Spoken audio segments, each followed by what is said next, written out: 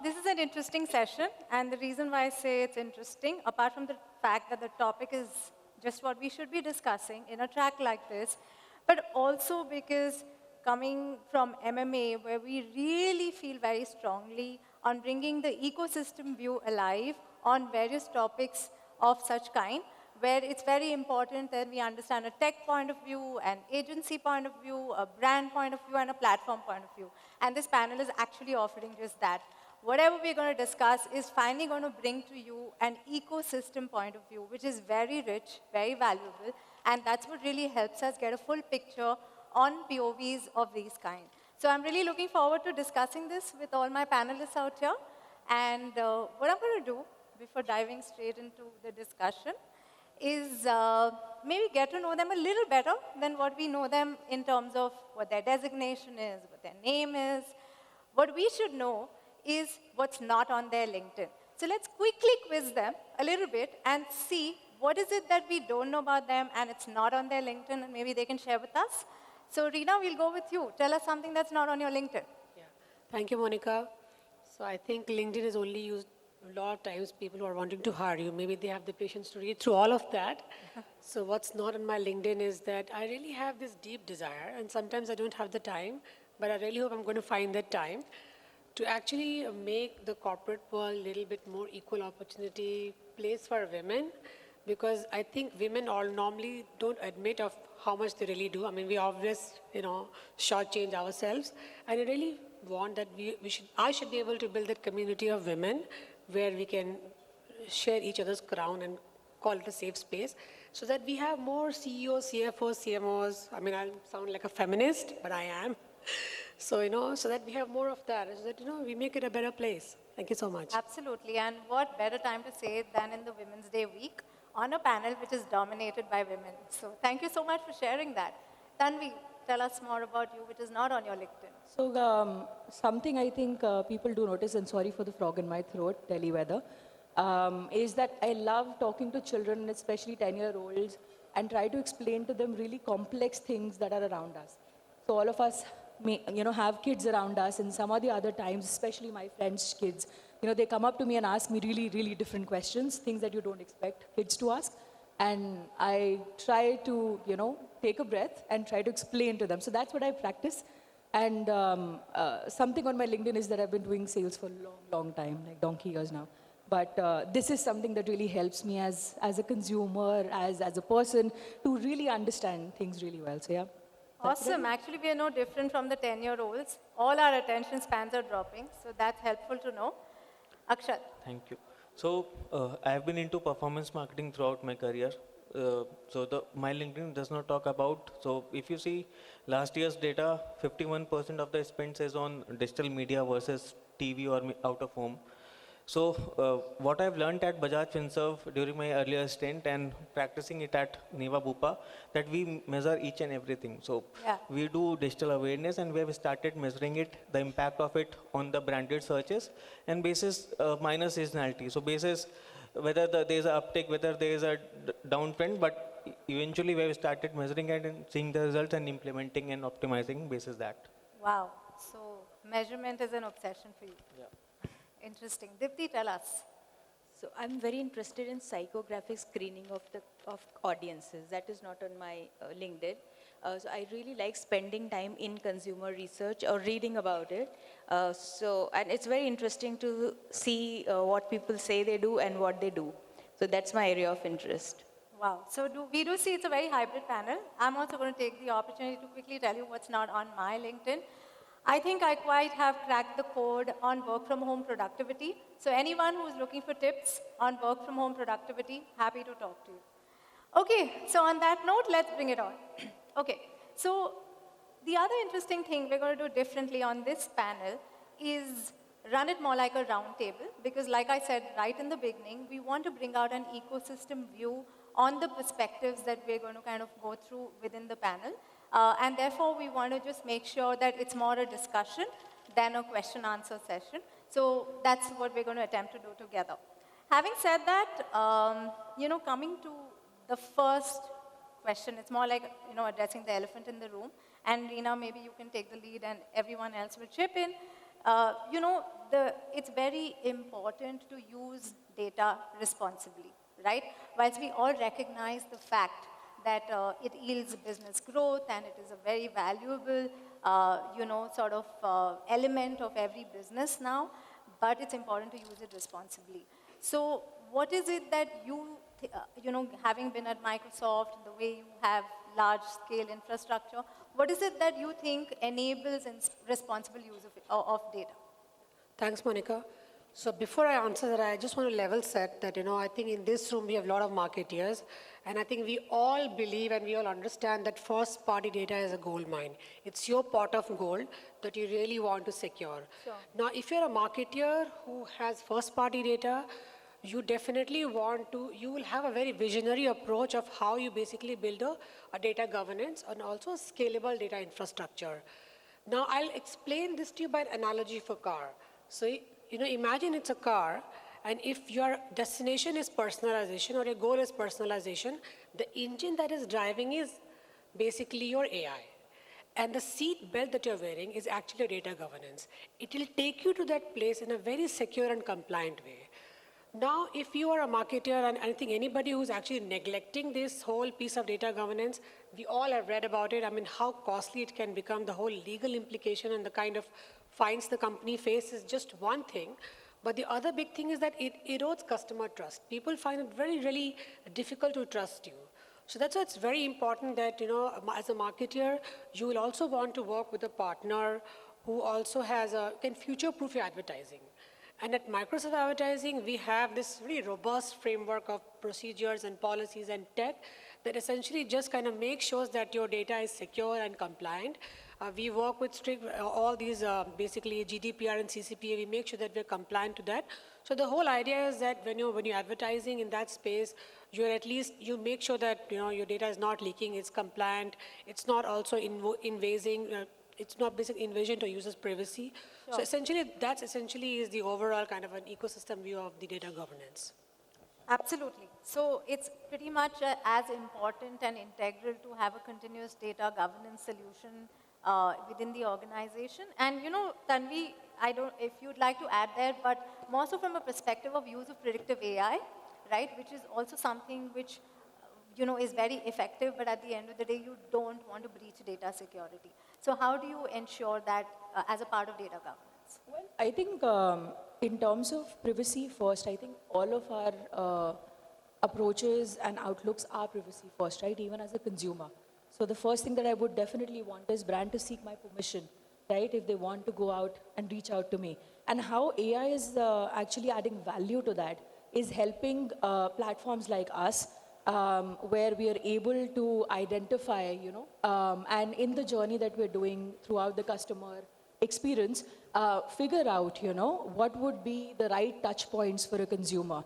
How should we real time make the assessment that, the attributes that we're learning, a consumer on, whether those attributes would be something that they would want to be, interpreted on. Right. And it's really, really important to also understand that understanding the consumer is the crux of everything. So while you're using AI, while you're unifying the entire fragmented data that any, organization or marketer has right now, you have to really make sure that AI is just a tool which is not going to unify everything altogether, but also help you learn better about a consumer.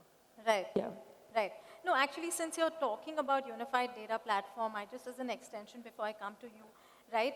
I mean, we are using, we do recognize the importance of using unified data platforms now more than ever before, whether it is to be able to ensure that you have better advanced algorithms, whether it is to ensure effective data sharing, or it is to drive better ROIs, right? So what is essentially a best practice out there and how should it be enabled?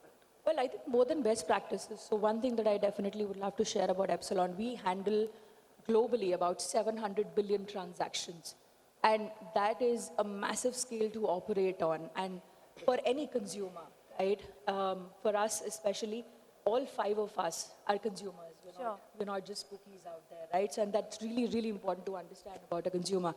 And one really thing that, one important thing that's out there is that, when brands are trying to adapt to the newer generation, the attention span thing that we were talking about also, it's really important to understand that while you're trying to, reach your audiences to different marketplaces altogether, it's how you're integrating everything into your first party data, right? How do you make sure that that entire conversation sticks with the consumer so that eventually that relationship, the loyalty, the retention stays with you, right? It's not just a one-time transaction for them, and neither it is for you.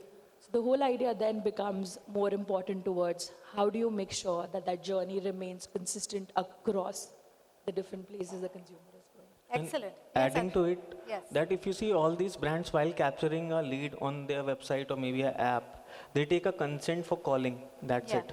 But eventually when a customer submits a lead form with the phone number, they have a scrub with Sebil, they have a scrub with PayU, Yeah. they have a scrub with CKYC, eKYC, and even for that matter, DigiLocker. So Correct. that consent should also be crystal clear while taking the consent on the lead form itself, rather than taking it a consent for a calling or a SMS or WhatsApp and then getting the data from these agencies via scrubbing. So that also needs to be slightly crystal clear in terms of when you are capturing it. Absolutely. Would you like to add anything to it, Dipti? So I just want to say that we understand what you are saying, since now everything is integrated, like DigiLocker and Sybil. And for a customer, when they're filling a lead, there is no conscious thought of data privacy, right? They're thinking of an end goal. They want to get the best insurance, for example, at the best price. So it is for the industry to define and protect. It is very difficult to, put the load back on the customer, that they would take the right decision. It is for us to define that they don't have to take the right decision, we take it for them.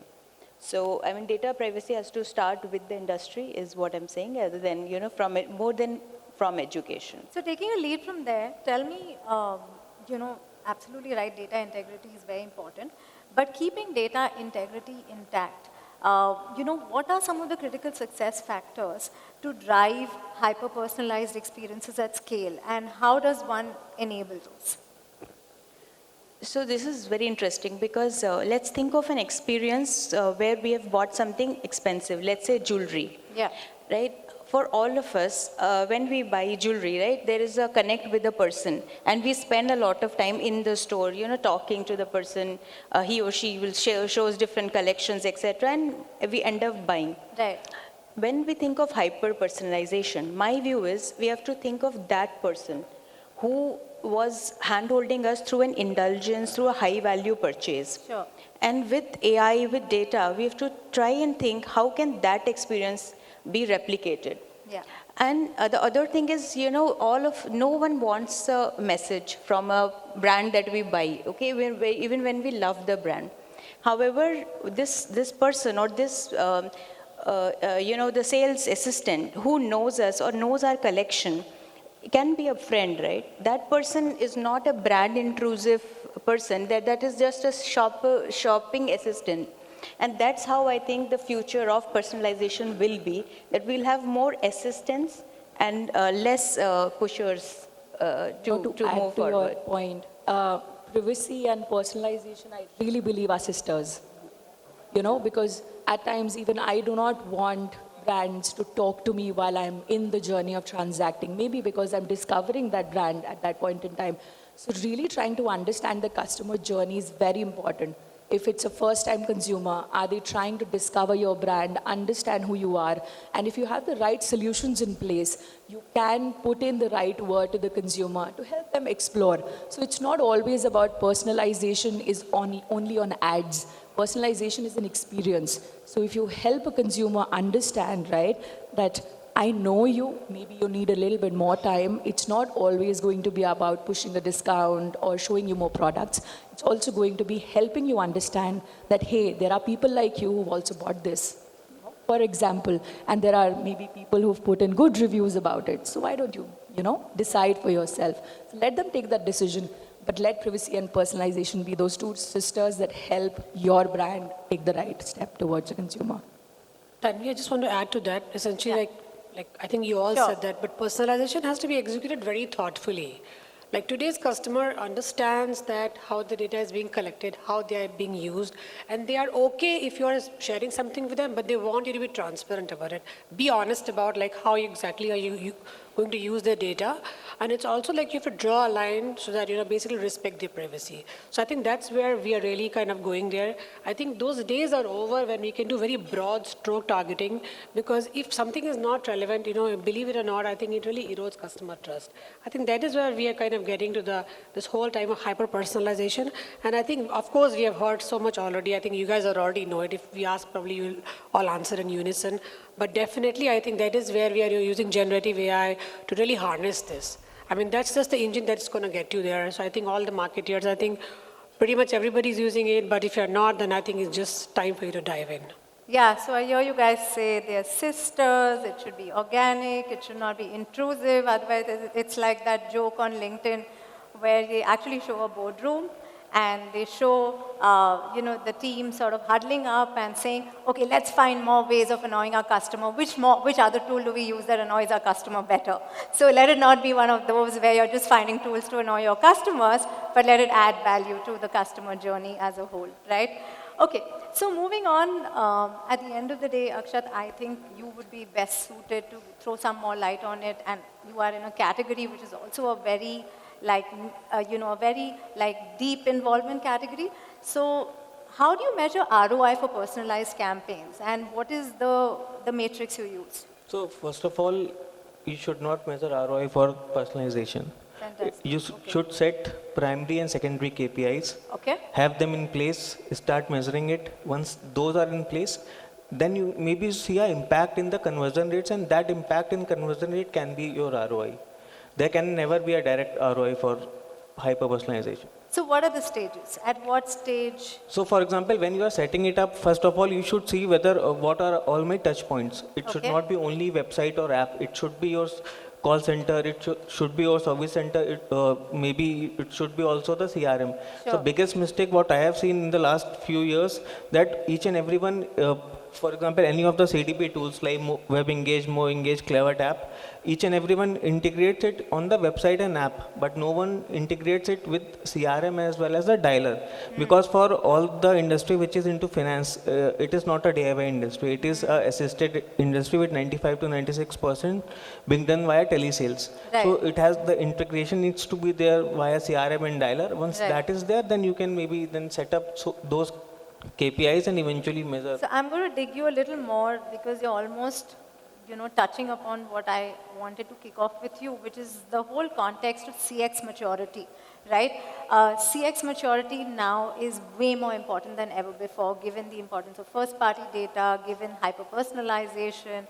So it's extremely valuable, right? And every organization needs to become more and more CX mature because it has direct impact on Correct. financial outcomes, right? So how are you as an organization preparing to be CX mature, and what are those tips that you think you can share? So first of all, we need to see what is it is solving for. So it is Yeah. solving for the lower funnel largely. Yeah. So when a consumer is coming onto the asset, either you are collecting a cookie, either you are collecting a first party data, which is a mobile or a email. Right. So once that is collected, then you need to see whether I can move that particular person down the funnel or not. Correct. And for that, then you need certain tools which are kind of a CDP tool. Yeah. For example, MoEngage, WebEngage, and CleverTap, and then how they are eventually enhancing customer Right. from stage 1 to stage 2. So for example, we had a use case that there are certain customers who are visiting our website, and once there is a revisit, the chance of conversion almost doubles up. Now, the funnel for me would be that how can I make that person visit my website thrice or maybe 4 times? Sure. So that is eventually the CX for business growth would be that while there are certain awareness campaigns to bring users to the website, this eventually starts working once a user is onto the website, and eventually out of that 100 users, what is that you are juicing out, and eventually making the lower funnel work rather than increasing the top funnel. Sure. Yeah. Coming on the CX maturity. Yeah. I believe what is required is a long-term view and also the unified view of the customer. Sure. What Akshat is pointing out as moving from one step of funnel to another. However, like same customer can fill the lead from 3 different sources. Can from a mobile or from a desktop, or maybe just click on a meta ad and fill the lead there. Correct. And when they hit the system, there'll be again, three, they will be, if you look at customer always as a data point, then these are 3 different data points, but it's the same customer. And when she enters the sales journey, Yeah. there has to be the hand holding and the unified view. What happens, and it has happened to everyone in this room, a lot of times we call a call center, or we are in the journey in the call center, or in a lead journey, and we drop off. Next time when we join, we have to start from scratch. We have to start from confirming our phone number with an OTP. Okay, when we have already, so many details we had already fed in. Right. A mature CX system should be the one where the journey doesn't break and it continues from, Correct. ideally the same agent should pick up that call and take it forward. And I Fantastic. think that is where we should be headed. So I'd like to add one thing here. So for more than last half century, Epsilon has been actually trying to solve this problem for brands and marketers. We are working globally with about 150 plus retailers and 1,000 plus brands on this exact same problem that Akshat mentioned and deeply added on. And how we typically solve this problem is that a one unified solution which gives that one view to the user really would be important. And through our in-store activations, through our on-site, off-site activations, through our performance solutions, we've been able to marry that journey which ties CRM, in-store concerns that are there. And typically, when any of our consumer, through the brands that we work with, visits our brand, whether it's in-store or on-site, and even new people that we reach out to, new consumers that we reach out to, right? They truly feel that experience. So, and just to add to Akshat's point, right? Personalization can come with ROI. We've had examples where we've delivered, 20 to 30x ROIs also while being personal. So it truly, truly depends on how we sit with marketers like you and understand consumers and put that first-party data in the center to understand how our solutions or how the solutions in the market can actually help bring that out, that ROI that everyone needs right now. Yeah, so actually that's so valuable because Tanvi, I'm going to let you talk a little more on the piece you've just picked up. So this is exactly what CX maturity is, right? It's really to be able to connect at a multi-channel level. And like Akshat said, it's not just about being able to integrate your app and your website. That's not CX maturity. It's all the touch points you mentioned, right? Otherwise, normally the tendency is the funnel is broken, as they say, right? And at any stage, the funnel can break, right? So tell us a little more about the broken funnel theory and how does Epsilon really enable that? So it's fairly simple, right? Let me explain it as a consumer. I love a certain brand, right? And this affinity comes in from the past. I've used a particular brand. I've been to their website. I've been to their store. I use it on a daily basis, right? And this could be a quick commerce solution right now. Now, my experience on that particular brand could not only help me, as a consumer understand at this point in time, because I'm at Epsilon as well, it will also help me understand how can I be viewed as a consumer, right? So typically, for me, if I have to go ahead and understand how to bring that unification into data, I have to think first as a consumer. How would I love a brand to talk to me? Do I want them talking to me on a social media? Do I want them talking to me in store through a sales associate or through a cashier? Do I want that brand to talk to me while I'm on the app? And do I want one voice of that brand talking to me? I don't want them to talk to me about one brand in the morning and one product in the morning and second product at night. So do I really want that, and how do I want that? And now that I'm on this side, I can truly understand the value of that unification. Correct. Because at the end of the day, as Reena rightly mentioned, in the beginning, that first-party data is the gold mine, and I truly feel it's like that gold coin in my locker that I bring out and polish and keep it back. So I know the value, I know it's appreciating, but I know how to use it, right? And in the longer run, whether it will give me that return. So it's actually at the center of that here. Yep, that makes so much sense. So technically, so far what we've touched upon is the importance of data governance, the power of a unified customer platform, enabling hyper-personalization, and of course CX maturity, which really sort of helps you deliver financial outcomes at the end of it. But I think this will just be an incomplete conversation if we don't bring it alive through some examples in any of these spaces, right? So I just want all of you to sort of chip in with examples which can really add value to this understanding that we've shared. And maybe, Reena, we can start with you. Sure. So I think, before I talk about the use cases, and I have many, but in the interest of time, I'll kind of stick to very few of them. But I think we all can kind of agree that, the behavior of the user has changed. Now, there's not much of a passive consumption, but there is a more of active engagement that we are seeing. And that is where I think, it has happened because if you look at tools like Copilot, which basically kind of really uses the it uses the first party data, but gives a real-time analytics. So if you are basically a marketer, you're not really going to wait for the entire campaign to get over to the post-analysis, but you can actually look at it and say, I think I need to change my strategy midway and kind of really change it on the fly. I mean, that just, I'm talking about the... I think you had a video. I do have a video, yes. Is it possible to play it? I mean, is the console ready with it? Or is it possible to play the video? So while this sets up on a video, I'll talk about two clients. So one is H&M, which we all know, the Swedish brand. Yeah. So they basically use their first-party data and kind of use the AI on that. And they were actually able to kind of understand the user behavior. Right. They were, in fact, able to really enhance the shopping experience, which actually really helped the business grow. Sure. That, and another example is Max Life Insurance is a very old client of ours, and in fact, they believe in a lot of lead generation, but they were actually also bringing their first-party data and then kind of, use that, and were able to actually get really good leads. Awesome. I mean, that's just some two examples, but if we can play the video, that'll really be the amazing, because of course, we know the generative Yeah, AI. it's right out there. Let's start. Shopping with my personal AI companion, Copilot. Hi Ben, I'm here and ready to chat. Hey Copilot, I'm looking for an ugly sweater for my work holiday party. Ugly sweaters are tacky and festive in all the right ways. Let's start by taking a look at Target.com. I'm seeing mostly kids and women's. Anything you think would look good on me? The men's Nintendo Mario Ugly Christmas sweater is a solid choice. What about this pizza one? That's kind of fun.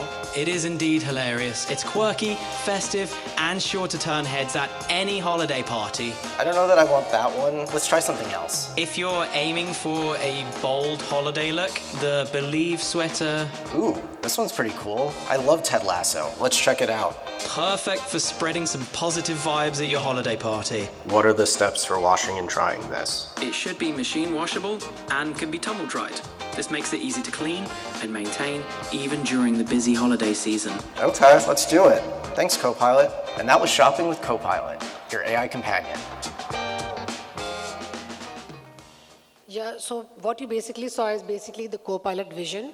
We're still toying with this. It's going to come out soon.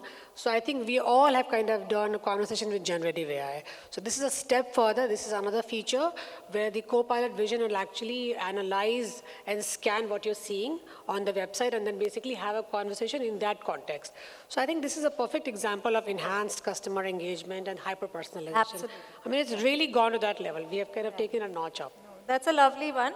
I'd love all of you to share some examples. Yep. Just a quick question from the audience. How many of you have been to the Diljit concert in India or outside? How many of you? I see one in the There's back. one here too. Okay. How many of you actually read about or saw snippets of it on social media? Okay, cool. Wonderful. Did you see him with a yellow suitcase in one of the concerts? Yes. Yeah? That was Mokobara. We worked with Mokobara and on our identity solutions and our personalization solutions. And we're actually able to deliver a really good incremental return on ad spend of about 4 times. And why I say incremental return on ad spend is return on ad spend is any which ways, the key metric that, all of us and especially Akshat would talk about it, we look at. But do you get incrementality out of personalization? Yes, absolutely you can, and with Epsilon. So we were able to deliver 4 times of that. And not only that, we did about more than 9 million personalized messages while we did getting them, God knows how many lakhs of rupees. So you can actually go onto Epsilon's website and look at that case study in much, much detail. But again, driving the thing back home, right? Mokobara was a great example where you can execute with today's products that are relevant, are in store as well as online, have a lot of buzz on social media, and still drive incremental, ROAS out of that. And that just really translates to good dollars for them as That's well. Yeah. interesting. Akshat, tell us about. So, talking about personalization, Yeah. Once you need to do a personalization, you need certain channels, communication channels like WhatsApp, RCS, email, etc. So, there's a interesting use case which we are working with one of the partners on WhatsApp, that while a user has dropped off from the website, Okay. a personalized video as well as a personalized card can be sent to the customer. And Okay. what we have seen that the interaction rate on those is almost 3x. So those kind of personalizations certainly works, but that is largely with the communication channels. Yes, We are Dipti? almost up. A quick Yes. example is for us, we have analyzed the customer data about a very interesting product, coffee. Yeah. Okay, for a coffee client of ours where it's essentially a South Indian strong coffee, South Indian brand not able to make inroads in North India, with a lot of data analysis, we understood that it's because in North people prefer lighter, creamier coffee, and in West India people prefer flavored coffee. Sure. So, and now with the power of channels, we devised an only quick commerce strategy where by PIN code we could target the affluent households in North and West India with the premium flavored and creamier coffees, and we're able to make inroads, and now it's a at least a pan-India brand, not so much popular in East Excellent. India. So we heard luggage, we heard healthcare, we heard coffee. So that's quite a range of examples for us to learn from. But very quickly, another few minutes before we can sort of, hand it over. Any very quick mistakes which you think you'd like to flag, which are made while treading the journey to advance in data, and which the audience can sort of keep in check? Very quickly, I'll say that I think two things. I mean, I will not say mistakes, but something marketers tend to neglect this. Yeah. That definitely is about really the personalization has to be done very thoughtfully. We cannot be too intrusive, and yet we have to be transparent. I think we have all seen those websites where we are forcefully supposed to agree, otherwise it just would not go forward. I think we are really beyond those times. And second is, as a marketer, I know it's a very unglamorous part of being a CMO, but you cannot take those regulations lightly. You have to make sure that you are compliant with all the CCP and GDPR things. That just comes very costly. So Excellent. those are just two of my pieces of Tanvi, advice. any mistake you'd like to highlight? Well, which shouldn't be spending a made? lot of time with 10-year-olds, there are no such thing as mistakes, only do-overs. But driving the point home, I think in order to stay cool as a relevant brand in the market, stay curious. That's it. Awesome. So couple of points. First would be that while integrating the data with the CTP platform, most of the advertisers integrate it with the web and app only. It has to be integrated with all the touch points along with CRM, which is one of the most important, at least in a telesales business. Second would be that if you see any of the organization, data is right now decentralized. Different teams manages different data. They have different use cases with different KPIs. So ideally, it's time that each and every organization with the GDPR has to have a data team which has a governance, and then that governance should be followed across. Okay. Yes. I would say, the goal of personalization is not sale. It is customer delight. And when we have that in mind, we understand that the goal is to make the environment friendly. Think of the Netflix experience. Like all of us have the same app, but very different feeds. Sure. And that's why we stay into the platform, because every time it is for me. So sending an year-end wrap-up is more interesting way of engaging with the customer, where she shares it with her friend circle, saying, "Okay, I watched like this, or this is my genre, discovery, etc." Rather than trying to sell an ad. So I think the biggest mistake is to think that personalization is equal to sales. It is equal to customer delight and retention. Well said. I think it's great to end on that note. So we've heard some valuable, ways of ensuring that we don't travel the path of making mistakes others have made and turn out successful. I'd just like to close by saying that at the end of it, if you need to advance on the data journey and if you need to become CX mature, what you need to keep ensuring as an organization is use curiosity as your biggest tool, as your competitive advantage, because curiosity is your competitive advantage over and above all the skill sets that you can offer to your teams, because only if you're curious, you're going to explore, only if you're curious, you're going to innovate, and only if you're curious, I can't not say this, you're going to ask the right questions to the AI assistants and to all the AI tools you use to get better outcomes. So stay curious, stay hungry, and have a lovely evening. Thank you. Thank you. Thank you so much indeed. What a wholesome discussion that turned out to be. And once again, thank you very much to all of us.